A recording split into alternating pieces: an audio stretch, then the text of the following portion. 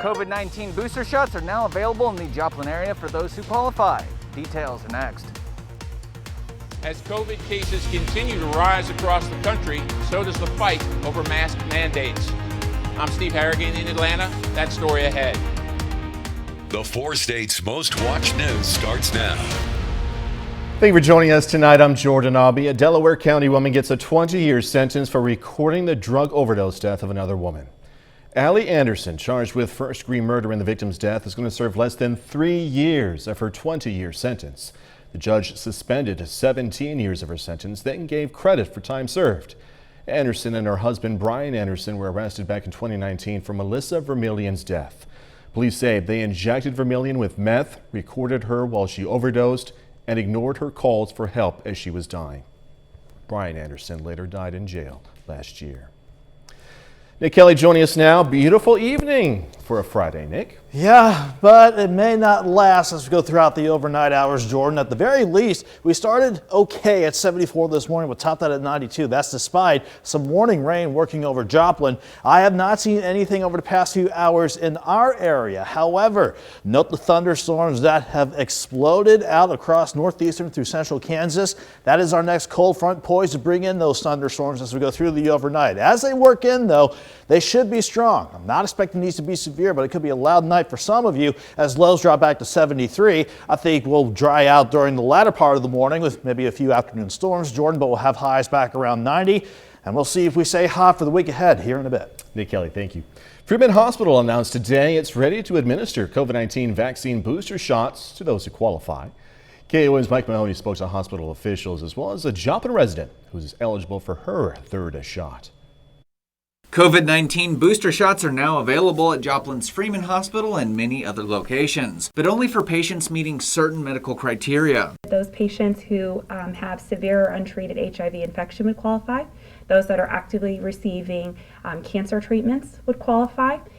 Those that are severely immunocompromised and have some autoimmune disease, they would also qualify. The CDC says that starting September 20th, members of the general public who received a Moderna or Pfizer coronavirus vaccine can receive a corresponding booster shot, as long as it happens at least 8 months from their second dose. Freeman Hospital has the Pfizer vaccines, but pharmacies like Stone's Corner in Webb City have both. We've been able to start those booster doses, and they just need to be 28 days past their second dose for those that are eligible, and we'd be happy to help. Natalie Mast is an immunocompromised Joplin resident who's especially vulnerable to the coronavirus. She's eager to get a booster shot and hopes all who are eligible will do the same. The more we let this go, the more it's going to become more resistant to antibodies, either from natural infection or from vaccines.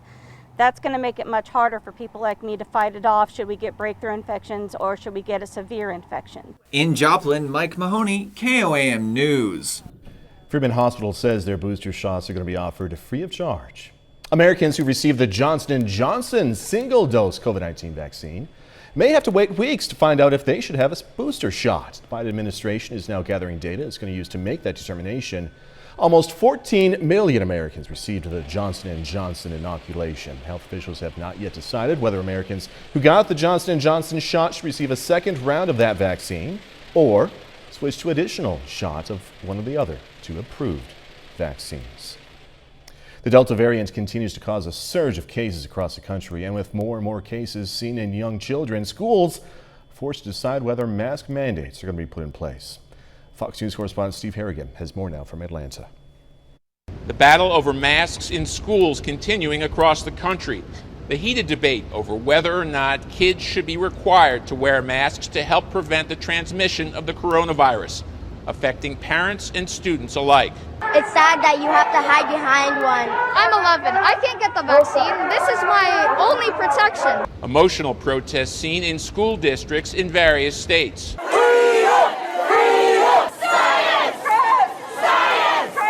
Those against mask mandates say they feel the choice should be left up to the parents. We do have a right to choose, and that's really what really is at stake here, is a right to choose. And I want my son to know that I spoke up for him.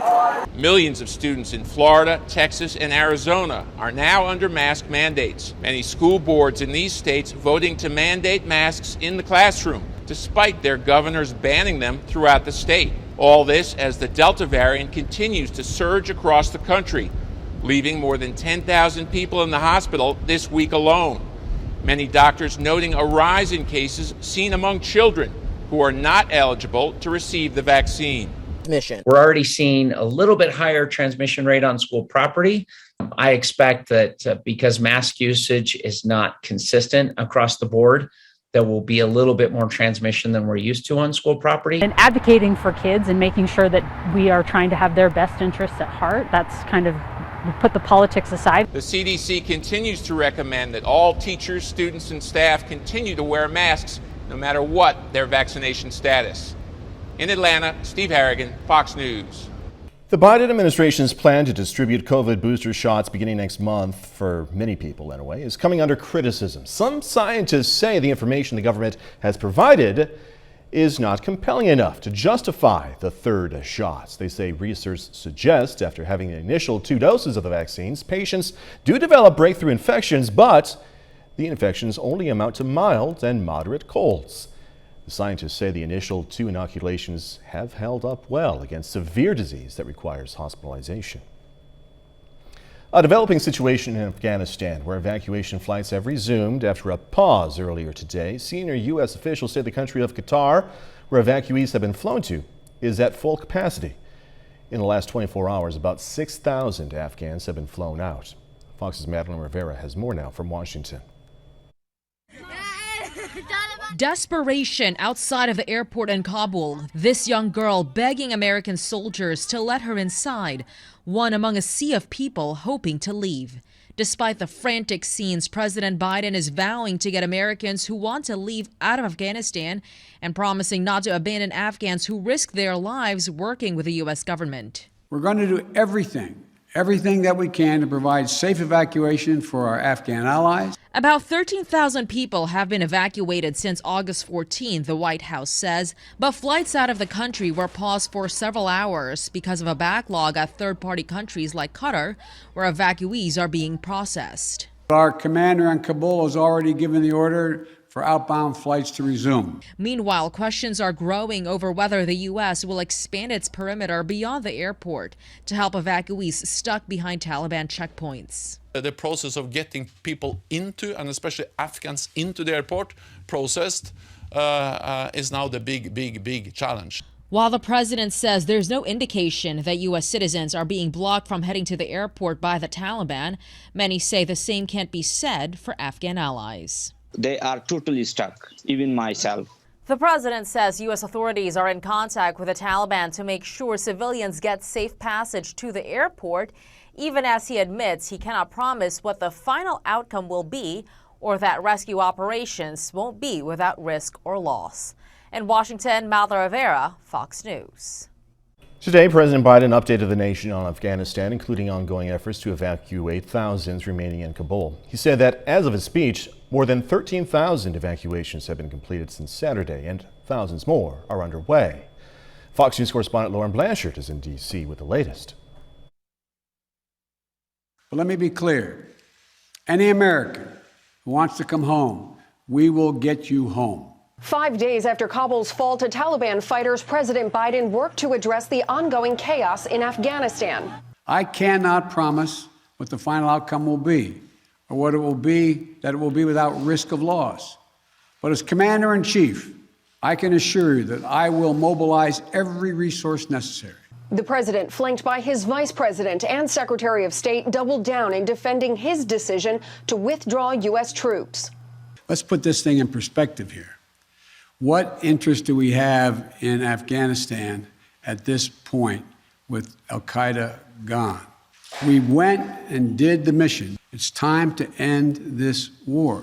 But with thousands remaining in Afghanistan, including Americans, the president's speech only further fueled criticism of a lack of planning. Joe Biden has been a wrecking ball regarding foreign policy and national security for 40 years. Fox confirming a leaked internal cable shows officials at the U.S. Embassy in Kabul warned the State Department and Secretary of State of potential collapse of the Afghan government last month. All kinds of cables, all kinds of advice. I made the decision. The buck stops with me. I took the consensus opinion. President Biden says he still believes all evacuations can be done by August 31st, but added his administration would reassess once the date gets closer. In Washington, Lauren Blanchard, Fox News. KOAM News at 9 on Fox 14 takes this time now to honor another four-state hero. Noel Bierbauer Sr. served in the U.S. Navy from 1946 to 47. Native of Fort Scott, Kansas, Bierbauer was stationed in Guam. And we are proud to thank and salute Noel Bierbauer Sr. He's tonight's four-state hero. Nick Kelly's up next with a complete look at the forecast a bit later. The Galena Bulldogs, just 2 weeks away from their first game of the fall. Going to have the Bulldogs season preview in sports.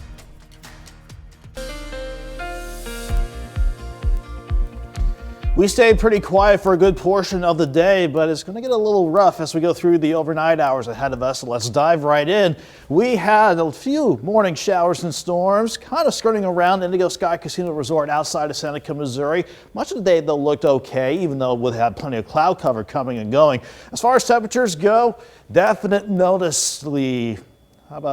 noticing a bump in temperatures compared to yesterday. Upper 80s.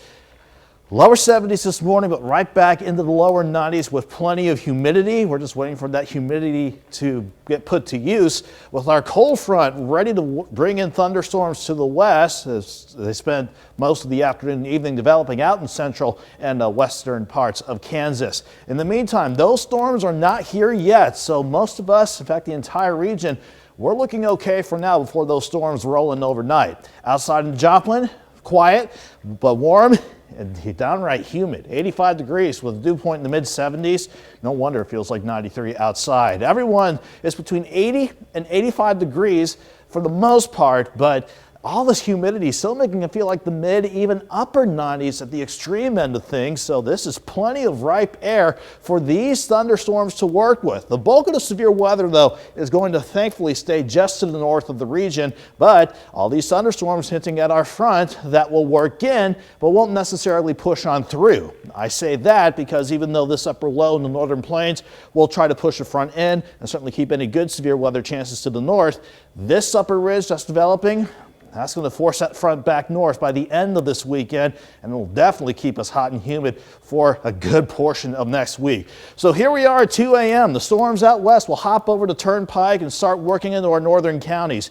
As they do, though, they'll be on a weakening trend, so I'm not expecting these to be severe, but it could be a loud night for some of you with some heavy rain, maybe some gusty winds, and maybe a little bit of small hail. Something I'll still watch, though, as we go into the overnight.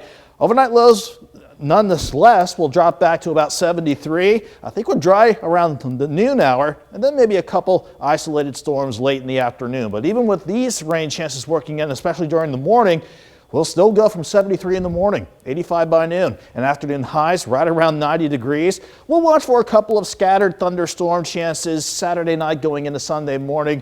And then after a mild start, maybe a few isolated storms on Sunday, but we'll still stay hot and humid with highs around 92 degrees. So the rain, the bulk of these rain chances on the rain checker for the next 2 days alone will come from the storms tonight into tomorrow morning. So some of you might get grazed with maybe a couple tenths of an inch of rain, while the heavier pockets could certainly leave behind 1 inch to 2 inches of rain. Still doesn't change the fact, Jordan, that this will not scrub the heat and humidity out of here. We'll go 90 tomorrow, 92 Sunday, 96 to 97 for Monday, Tuesday, and Wednesday afternoons. And with plenty of humidity, it's going to feel like the triple digits for those afternoons as well. Terribly hot during the day, but again, comfortable during the night. At least a little break from the heat, sure. Hey, Kelly, thank you. Coming up, an update on the historic monumental efforts going on out west. Wildfires char thousands of acres in Northern California, devastating more small towns. I'm William LaJeunesse. Details coming up.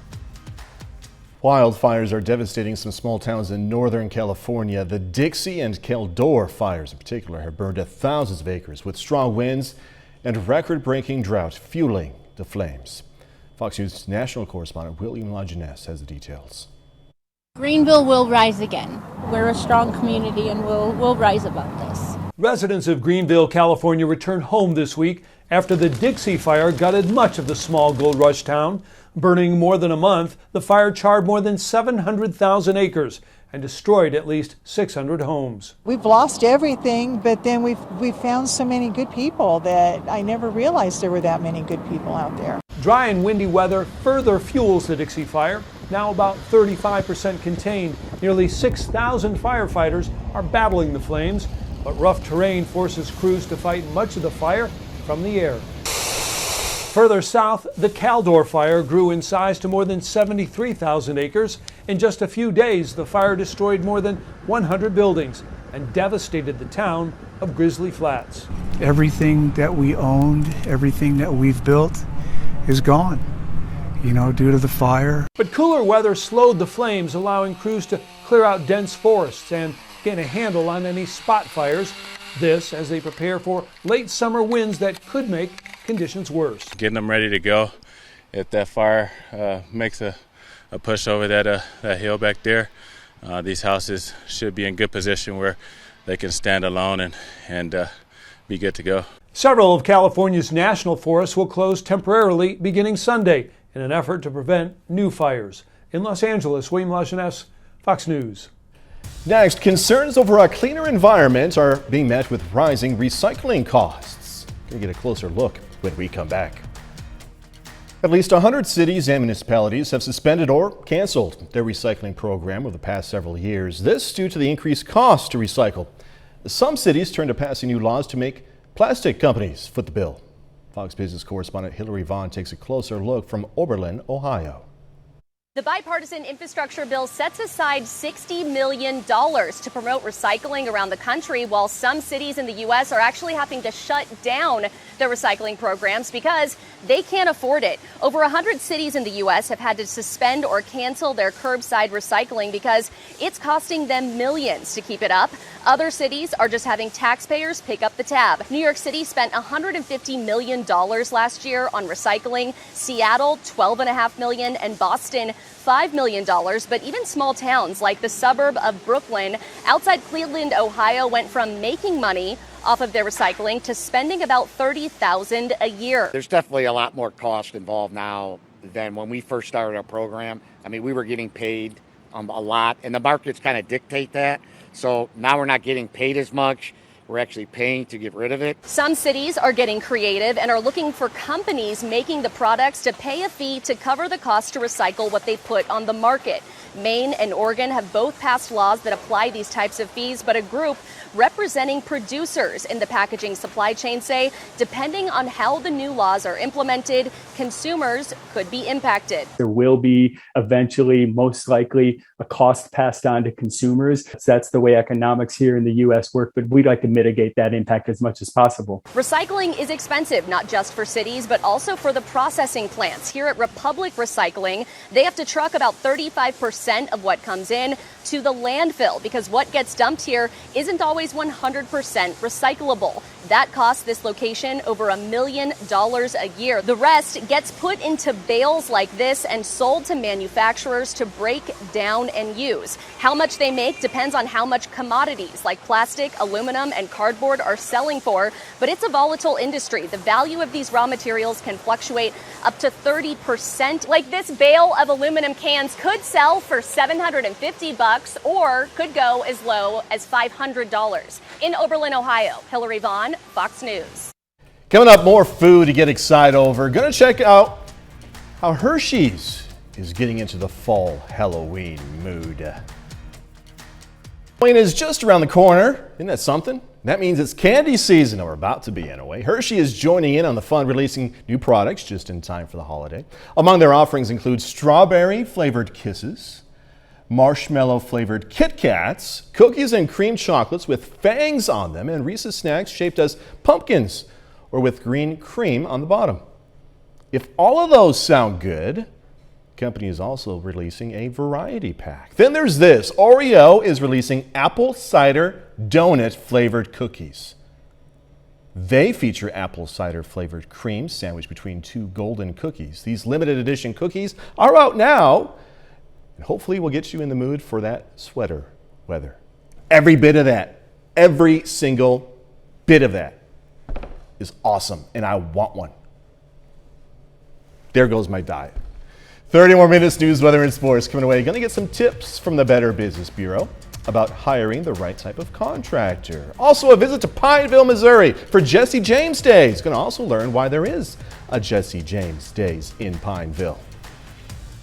Well, the weather has been and is still good for many improvement projects. Projects that involve hiring a contractor. The Better Business Bureau says there are several contractors who may advertise on TV or the radio, are verified, have a license, but they could still end up in some way shortchanging the customer.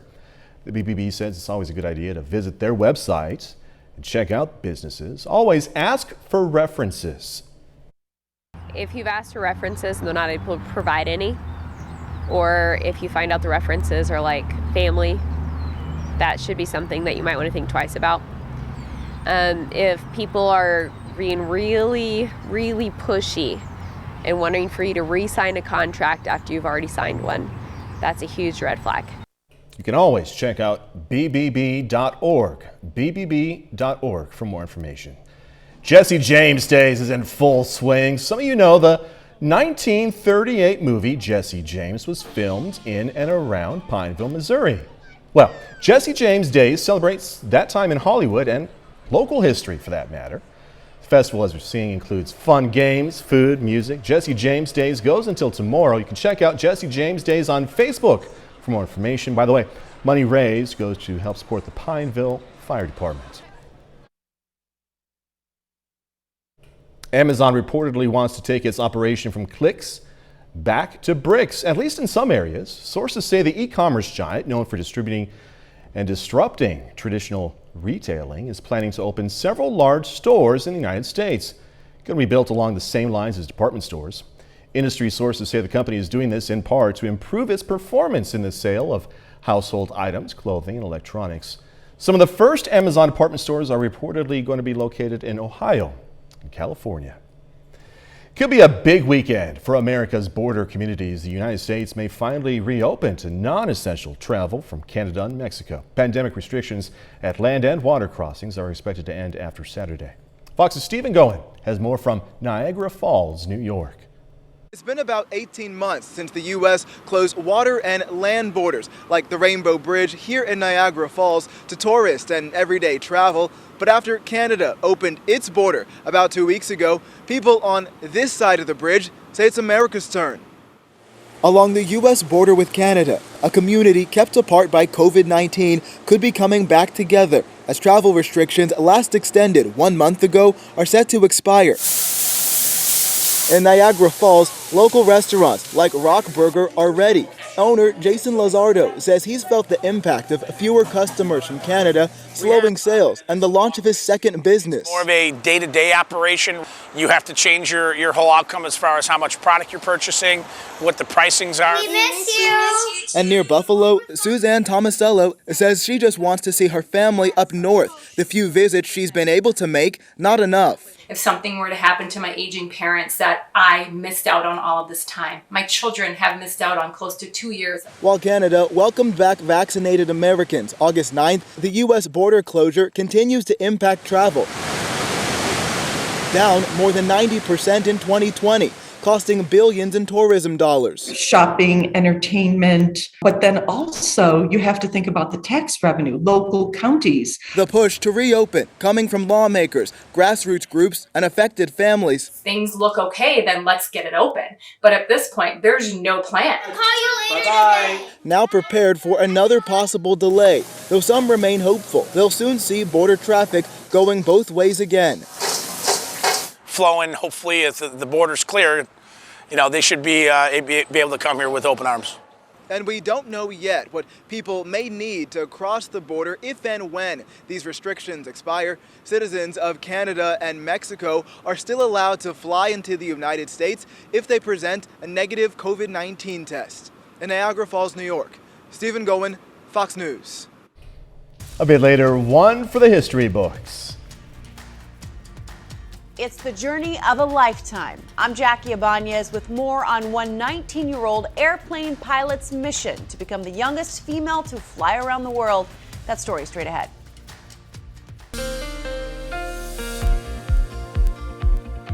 It could be a loud night for some after we've had a quiet day. So let's just dive right into the forecast and break down what's to come over the next not just 12 hours, but for the rest of the weekend for that matter. We had a little bit of rain skirt just northeast of Indigo Sky outside of Seneca, Missouri earlier today with a couple scattered storms, mainly on the Missouri side. There you go, right along I-44. Mainly on the quiet side for much of the area today, but over the past 6 hours, notice that severe thunderstorm watch to the north. That is because throughout the afternoon, very strong and severe storms have been working through northeastern parts of Kansas. We're starting to see more build back through Wichita, especially on the west side. None of those rain chances and thunderstorms are here just yet, so it is nice that we're still dry on the radar network, but that is still on the way in as we go deep into the overnight, at least for now. It's great to be out and about, at least once you can get underneath some air conditioning because it's still warm and muggy outside. 85 at Joplin, feels like 93 with the south wind at 11. Keeping that dew point at 75 degrees, and this is the same across the entire region. 80 to 86 degrees, that's the range of temperatures just before the top of the 10 o'clock hour. And with all the humidity, it feels like the mid to upper 90s still, so this is plenty of ripe air for this line of thunderstorms to work with. Thunderstorms that have developed ahead of our cold front, coming in right on schedule, but it's going to be put to a halt right on schedule as well, because even though this upper low is going to keep not only the better chances for severe weather to the north, it'll also push this front into the region. But this upper level ridge won't allow the front through as it continues to develop throughout the weekend. So what does that mean in the end? Let's break it down for you right now. Here is that line of thunderstorms on the other side of the Kansas Turnpike. This will start to roll into our northern counties as we go through the overnight. So we take you from 2 a.m. to 7 a.m. As these storms come in, though, I'm not expecting these to be severe, but also keep an eye on them because they'll certainly be capable of some heavy rain, some wind gusts, like 30 to 50 miles per hour, and maybe some small hail before we gradually taper off on these rain chances as we go into your Saturday afternoon. Depending on how the rain chances play out during the morning, we could see maybe an isolated storm or two during the afternoon, but doesn't change the fact that it'll stay hot and humid. 73 in the morning, 85 by noon, afternoon highs right around 90. The rain from tonight alone could certainly bring anywhere from 1/10 of an inch on the low end to as much as 1 to 2.5 inches of rain, depending on how the heavier rain plays out and passes on through. But here's Sunday. This upper ridge really builds in, forces the front back to the north. This is our main weather feature throughout much of next week, and you can see how it keeps us dry. Monday, Tuesday, Wednesday, maybe weakness in that ridge will allow for some isolated storms by the end of next week, but this is pure summer in terms of these numbers, Jordan. 90 tomorrow, 92 on Sunday, mid-70s for lows for much of next week, pushing 97 for the highest for Tuesday and Wednesday, and not to mention it'll be downright humid as well. All right, Nick Kelly, thank you. Hey, this is a story that's just disappointing. Some scientists say eating just one hot dog might not be a good idea. I know. What's up with this? Researchers at the University of Michigan, working on food and life expectancy, works to create a health nutritional index and have now calculated foods that are net beneficial or net detrimental to your health in minutes. 5,800 foods were ranked on nutritional disease burden and environmental impact. So all that stuff aside, eating a hot dog costs your healthy life 36 minutes. On the other hand, eating cashews may lengthen it 26 minutes. The study was published in Nature Food. Science can be so annoying, man. It's weird. All right, coming up in sports, Kansas City Chiefs playing their second preseason game of the year. We're going to have an update. Also, Joplin High School hosting a jamboree with Webb City, Lamar, and Seneca. Jacob Leonard joins us with those highlights and more, of course, next.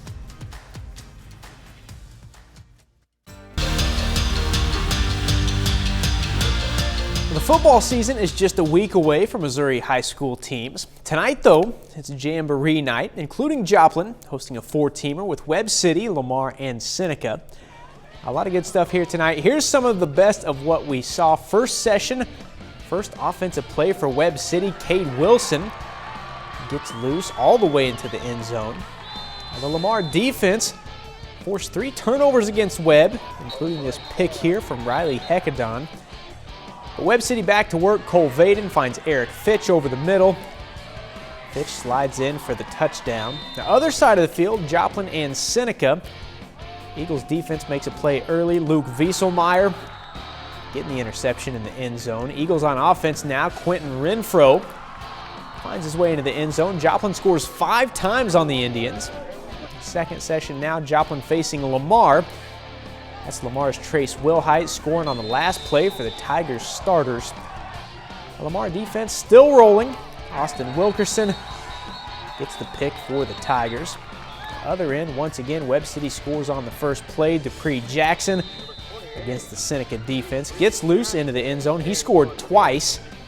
That's all we got time to show, but you can check out full highlights from tonight on the sports page at KOAMnewsnow.com.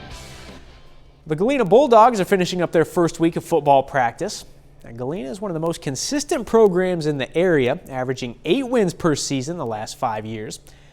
The Bulldogs are switching a few things up this fall, but they're still hoping for the same success and another run into November. All right, let's have a lot of good work here. We're going to go 2 plays, and then next group up. The Galena Bulldogs are wrapping up their first week of fall practice. I just like the way our kids are working. Good, drive, drive, drive, drive, drive, drive, drive, drive. Terrible. Let's go, come back. Working hard and listening, and I think they're getting better every day, and that's the key. We just got to get lower. We got to get better, and we got to get lower. Okay, all right, everybody to the sled. Galena will once again be a physical team with an emphasis on the run game. That's always going to be our strength because that's just kind of our philosophy. We want that. These are the guys that always win for us. I promise you, bar none. I think we got a good core group of linemen coming back to, to understand that's what we like to do. That's our identity. All those skill guys, they get their pride just because of you. Be that guy that sacrifices every day. These are the dudes that I love right here. While the Bulldogs are known for their ground game, they're opening up the playbook a bit this year with senior quarterback Brett Sarwinski returning. Anytime you have a quarterback that can throw it, you especially throw it deep, you want to take those opportunities when they come. And so, that's something that, we have to kind of change our mindset just a little bit and say, hey, you know what, we're going to throw the football a little bit. Well, we're just changing it up a little bit, throwing teams off, trying to find the best way we can to win the game. So if it means running the ball, we'll run the ball. If we got to pass the ball, we'll throw the ball. Either way is fine with me. The team is hoping for another deep playoff run this fall and hoping for a hot start with 3 straight home games to begin their schedule. Anytime you play at home, you love to play at home. That's what it's all about, the Friday night lights that everybody always talks about. When you can get the energy we get over here cheering for us every night, it's awesome. I mean, it just lifts us up and keeps us going the whole game. Now, Galena's first game of the season will be on September 3rd at home against Commerce, Oklahoma. NFL preseason action tonight. The Chiefs on the road against the Cardinals. Chiefs lead this one 17-10 in the 4th. Former NEO running back Darwin Thompson leads Kansas City right now in rushing with 49 yards on 8 carries. That's a look at sports. We're back with more news after this.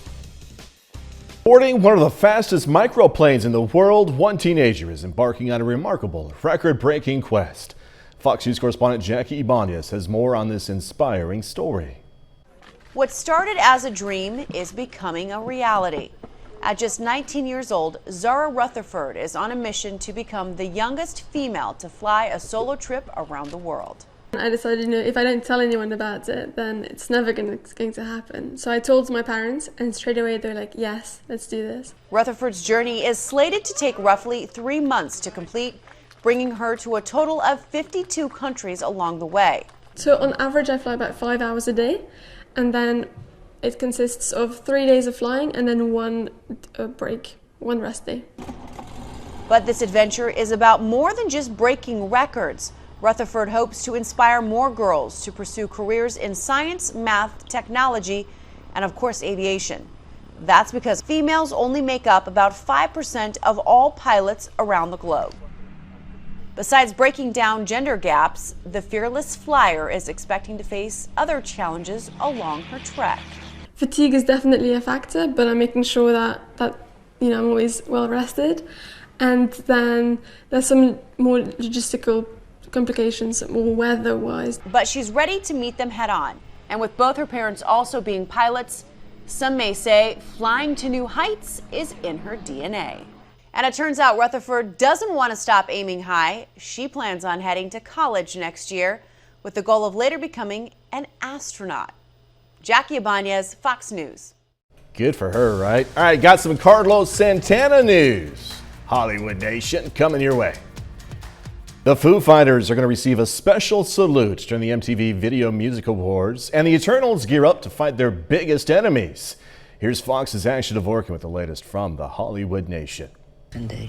Superheroes battle monstrous creatures. Santana reteams with Thomas, and the Foo Fighters score a special honor in the Hollywood Nation. MTV has announced that the Foo Fighters will receive the first U.S. Global Icon Award during the 2021 MTV Video Music Awards next month. In addition to accepting the special honor, the rock band is also set to perform and are nominated for 3 VMAs this year, including Best Rock for Shame Shame. The annual award show airs live from the Barclays Center in New York City, September 12th. You hear my rhythm on your radio. Carlos Santana has reunited with Rob Thomas. The legendary guitarist collaborated with the singer on the new track, Move, marking the first time the duo has worked together since their 1999 hit, Smooth. Rob Thomas and I, we're exactly like two incredible world-class surfers, and we've been waiting for this second wave. Move is the first single from his upcoming album, Blessings and Miracles, available September 11th. So you're saying I should just have 2 boyfriends? More episodes of Never Have I Ever are on the way. Netflix has renewed the high school comedy for a 3rd season, a month after the 2nd season premiered. We need to find the others. And Marvel Studios has dropped a new trailer to Chloe Zhao's superhero saga, Eternals. The clip reveals the immortal heroes will face off with monstrous creatures called the Deviants. The epic showdown arrives in theaters November 5th. You can't protect it. In Hollywood, Ashley Dvorkin, Fox News. And that's our time for tonight. Thanks so much for joining us. Going to leave you with a look at tonight's monster truck show in Lamar, Missouri. Have a great, safe weekend. Do this all again tomorrow. See you then.